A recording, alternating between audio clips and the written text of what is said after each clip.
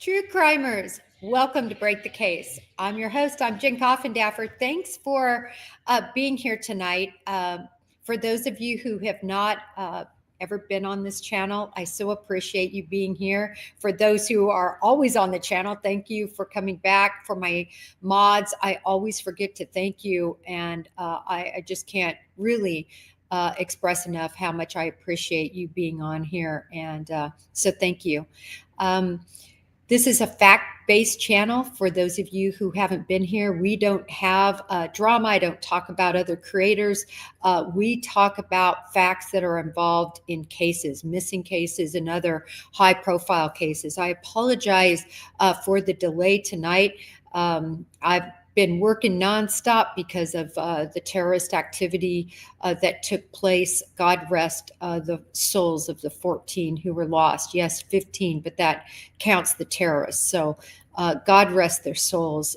It's horrible what happened in New Orleans, and I'm just grateful that what happened in Las Vegas didn't result in so much more damage. It reminded me of the same type of situation that Timothy McVeigh tried to do at the federal building in Oklahoma City, where he drove a box truck and put anhydrous fertilizer type bomb, and it took out that building. And I know a lot of people say, well, what this guy did couldn't have done that, the Las Vegas Cybertruck bomber. But I disagree with that. He just didn't do it right. First of all, he had no familiarity with the Cybertruck. It's so new, and it, quite frankly, is so well built that the sides didn't even blow out, causing the explosive force to go up. And any of you who have seen that video, it is unbelievable. At first, I had heard there was a fire, only it wasn't a fire. It was a outright explosion. And I posted that to show what a typical Tesla type fire, how that can happen with the batteries, specifically if they're around salt water due to the ionization and in a confined area, and what that looks like compared to what an explosion looks like. Of course, now we know that there were mortars and firework type explosives, and it just did not meet the requirements really for doing the type of damage that I believe was meant to occur. I mean, we know that the individual shot themselves in the head. I try not really to talk about and post photos of the individuals. I do to some degree, but I don't like to name them over and over again. I mean, the bottom line is, for sure, the New Orleans individual is a terrorist. And what little we can to put his name out there. It's great to talk about his actions, but when we over and over talk about his name, a lot of people want to become infamous. They want to live in infamy. They love people talking about them. So if we use their name less and their face less, maybe others who are considering such crimes might consider that and not commit those crimes. So I hate to digress, because I totally digressed here, but I felt it important. Since we've lost 14 people, we have others in the hospital fighting for their lives, and who could be at various, ailments for the rest of their lives because of this maniac in New Orleans. So I just wanted to say a quick prayer. Certainly hope that their families can heal at this time. Here it was New Year's Day. But let's get on to Emmarae Gervasi. Her father is supposed to be joining us, but I've been in communication with him throughout the late afternoon and early evening here, and he is following somebody. He's out there beating the pavement trying to find Emmarae. A little bit of background. Emmarae is only 14 years old. For those of you who don't have children, or your children are long out of the nest, it's 8th grade. 8th grade. So young. junior high. I mean, typically the things that happen in eighth grade that you're worried about or concerned about are maybe, first kiss, a date, who's going to invite you to the dance. Um, you're worrying about, um, are you going to start in basketball? All these things that kids should be worried about now, but not Emmarae Gervasi. She's gone. The circumstances surrounding her being missing are, she reportedly went to her driveway to quote unquote look for something. That was the initial report. And it was thought, of course, she went to meet with somebody. And I think for me, this is what really grabbed me. And I'll tell you why. Kimberly Moreau, who went missing clear back in 1986, young girl, 17 years old, had her whole life ahead of her, and she was beautiful. I've done a podcast on her with her entire family joining to talk about her. They pretty much know what happened. She met with a girlfriend and two older men who were pretty nefarious. One admitted he had had sex with her that night. And unfortunately, in that case, due to, quite frankly, pathetic law enforcement response. And this is the main reason why I really wanted to use the platform to advocate for Emmarae and for her being found. Because I think so often when these young girls, she's 14, when they decide to leave, we don't know whether she decided to leave or whether she was pulled into a truck or whether she initially decided to leave, doesn't want to be gone now. This is not a situation of an adult that can make those decisions. Adults can voluntarily be missing. We all saw that very recently in the Kobayashi case, where she wanted to be gone. But that's not the situation when you have a 14-year-old. Now, I've come to learn from a lot of information that Emmarae, and I was hoping actually her father would be here to talk more about this, because I think it's important when we think of what could have happened to her. But we do know that Emmarae was troubled in some respects. She had a rough upbringing, apparently. She had situations happen in and around her by individuals that weren't part of the family, but that were brought into the home that were terrible, apparently. And I only bring this up because I think it all adds to why a young girl maybe grows up to a situation where they're really not young in terms of what they've suffered in their life, what they've seen in their life, the different forces that have been around them in their lives. And it causes them to grow up and really miss their childhood. But what really bothers me, just like in the case of Kim Moreau, and I shouldn't say just like, because law enforcement is at least seemingly making effort. But Kim Moreau, nobody made any effort to find her. They just blew it off. Oh, she ran away. And it reminds me of so many cases. So many of our missing cases are seen as runaways. When you are not of age and you leave the home, again, that person is extremely vulnerable. And they're in a situation where other adults can take advantage of them. Emmarae Gervasi is beautiful. She definitely has the figure of a woman. She's about 5'4".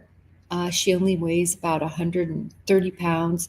She's 130, 140 pounds. She's a beautiful young lady.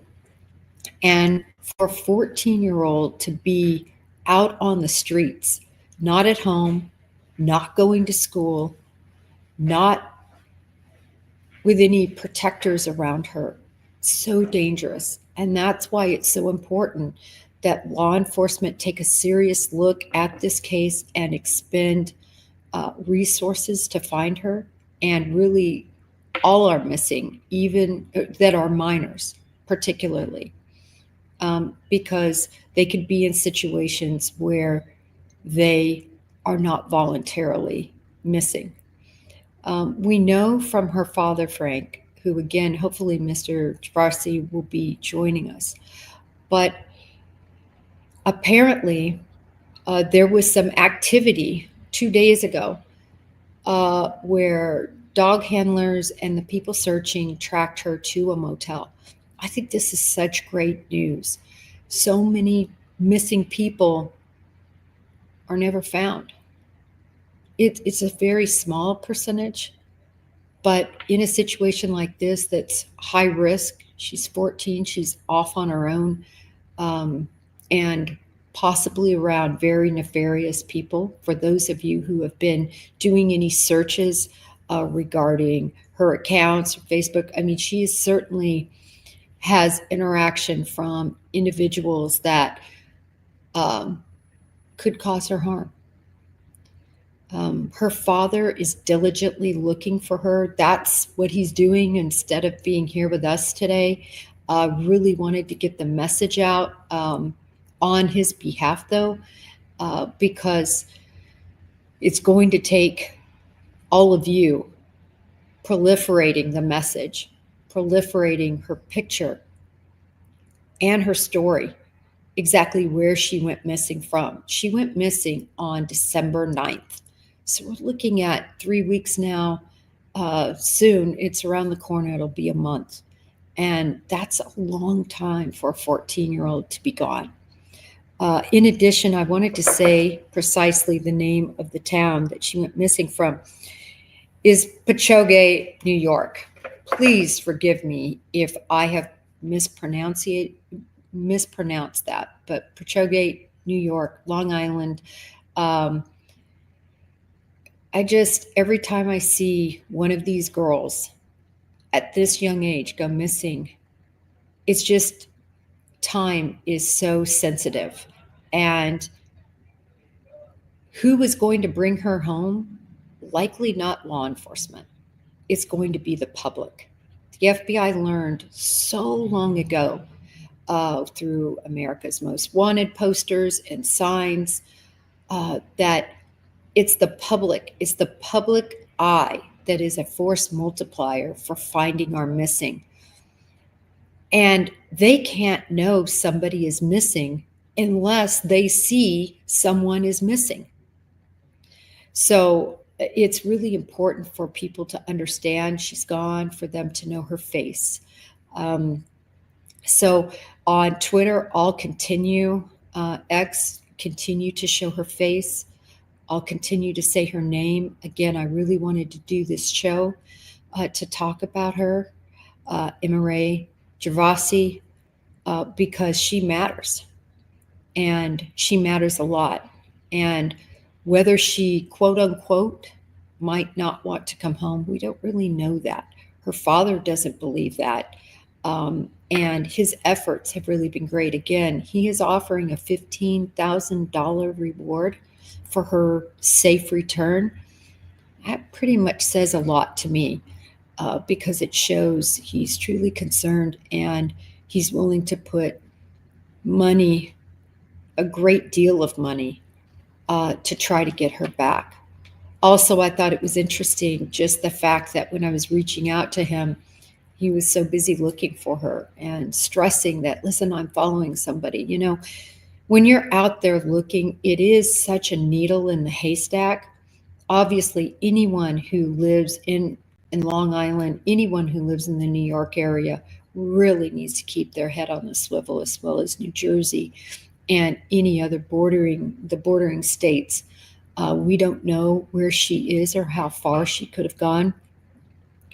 But it's really important to keep an eye out for her. because you all, the public, that's who's going to bring her home. Let me make sure I touched on everything. There's been reporting that she has affiliated in the past with gang members. I don't know which gang. I haven't read that. I have not seen that. Again, I was hoping her father could be on to answer some of these questions. Why do I bring that up? I bring that up because it's super important. It's super important to understand the people who could be holding her against her will, the people who could be influencing her to stay away, the people she could be consorting with. Um, Gangs, I worked them for 6 years on the streets with the gang unit, with the locals. And I can tell you, these gangs get a hold of you, and it's very hard to break out of. Many gangs, well, every gang I've ever investigated, every gang member I've ever interviewed, typically are highly involved in the drug scene. That is how they support themselves. That is how territories are created. And also, obviously, very dangerous, because to protect their territories, to protect their income, to protect uh, their vehicles, all their possessions, their drugs, they carry guns. So it can be very dangerous. And if indeed she is consorting with gang members, that's another thing that individuals, as you proliferate this message, that either have children that used to be in gangs, are in gangs, these are the type of messages that really need to get out to the community, so that maybe she can be found quickly and be brought back home to her father, who is really concerned about her. Uh, I think it is so great that my friend, and I call her my friend due to our conversations we've had, Nicole Schmidt and Jim Petito, and really the Petitos and the Schmidts, they work so well together. They might be divorced, but they co-parented Gabby. They worked in tandem. They were a beautiful example of how a family comes together when somebody is missing. And they have put their voice behind Mr. Gervasi and behind Emmarae, because they know how hard it is to not know where a child is. So I just hope that we can follow the footsteps of the Petitos and the Schmidts, because I don't know anyone who is a better example of really taking their voice and doing so good for the missing community. I just really don't know a better voice. And so I hope all of you will be a voice, use your platforms. If anyone else has Mr. Gervasi, or is specifically talking about this case, that you go on their platform to support the message, because you never know who all will be reached again, what information might be gleaned from that particular podcast that's new to you, a new place to look. As I said, I had really hoped to have Mr. Gervasi on here, but as of just about right before the show started, 7:45 or so, he let me know that he's still looking for her and was caught up in a particular lead following somebody. Those were his exact words. So unfortunately, I don't think he's going to be on here tonight. I don't want to belabor the point, other than let's not have Emmarae be a Kimberly Moreau. Let's use our voice, our platforms, to try to help find her, get the word out, and post her pictures. Again, I have all of that on Twitter X. For those of you new to the channel, I don't have bells and whistles, and that's for a reason. I think the message, whenever I watch a creator, I go on, and when they're constantly going back and forth to chat and asking for money and posting pictures and saying, wait a minute, why I do this. It's so distracting to the message, in my opinion. So this channel, we're down and dirty. We're about facts. And right now, we don't know where Emmarae is. But again, she was seen 2 days ago, or not seen, but it was believed that 2 days ago, she was in a hotel, and I believe that was in Pachagway, New York. And again, apologies if I butchered that name. Again, I have her as 5'5" and about 130 pounds. She left, by the way, with no shoes. To me, this gives credence to the fact that she did go out to the driveway area to meet somebody to get something and, never returned. So it reminds me a little bit too of the case down in Texas that we followed so long, Caleb Harris, who ultimately, that was just a sad situation. And I'm still in close contact with Caleb's father and keeping track of new leads. But right now, there are no leads. We're going to do a special episode on Caleb probably next week because everybody wonders how in the world Caleb ended up in a sanitation, a sewage treatment plant. How did that happen? So in any event, I hope to have his father on, and maybe if I'm lucky, the chief of police for Corpus Christi. I was lucky enough to be able to have a long conversation with him, and I'm hoping to have him on as well. But in the meantime, I want to take a quick look at chat just to see if anybody has come on to provide any more clues that maybe I don't know of.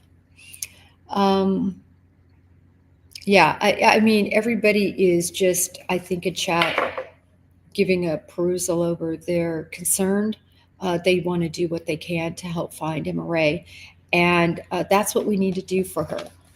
So until next time, I hope justice is served at 5 o'clock on Monday. I'll be going over the Luigi Mangione case. Where are we? What's happening? We're going to go through the evidence. We're going to go through the charges. He's been charged in 3 different jurisdictions.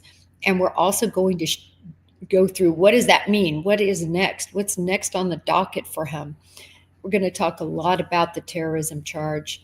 And I really look forward to going over that case. I know people have a lot of mixed views, especially since we look at what I consider to be a true terrorism case, which is what happened in New Orleans. He acted on behalf of ISIS, his ISIS ideology. He used explosives. He terrorized that city. That city was, at least for many blocks, I think it was 8 blocks of Bourbon Street, was closed down. The city grinded to a halt for a long period of time. 14 people died. Over 30 were injured. It stopped a game, a huge game, from happening, the quarterfinals of college football. Notre Dame and Georgia came to a grinding halt and had to be postponed until the next day. People still are concerned, even though it was said, it has been finally said now, he acted alone, meaning ISIS was behind him. That's the ideology that propelled him. But they are saying no one else was involved in the intricacies of committing the crime. I know. Early on, they said other people were involved. Then they said there were 3 men and a woman involved. Then they said again that other people were involved. But now they are saying people aren't involved. That's a case for another time to discuss. I'm waiting for the cyber truck case to be fully unraveled. I know they have said that the New Orleans case and the cyber truck Las Vegas explosion are not connected. All I can say is, wow, lots of coincidences, same general time of the event, different locations, but individuals, one that was active military, one that was had been in the military, both assigned to Fort Bragg, both used Turo to rent their vehicles. There were a lot of similarities. It makes me wonder if they weren't recruited maybe by the same person in terms of ideology. But again, the government has not said what the reasons were for the cyber, the Tesla blow up explosion that took place in front of a Trump hotel, which, of course, Trump and Musk are well tied together. And so to me, of course, there was a huge message toward them, right? Destroy the car, attempt possibly to destroy or at least cause major damage to a Trump hotel. Obviously, that has a big nexus. But was there any connection with ISIS or Al Qaeda? We don't know yet. We're waiting to hear. All right, I digressed again, but I know everybody is concerned about those cases, hoping that Emmarae is found very soon. And I will definitely post on Twitter X what Frank had to say, if maybe he was successful and that's why he didn't end up coming on. But ultimately, keep your eyes out, especially if you live in and around that area, for Emmarae. Till next time, may justice be served. Thank you.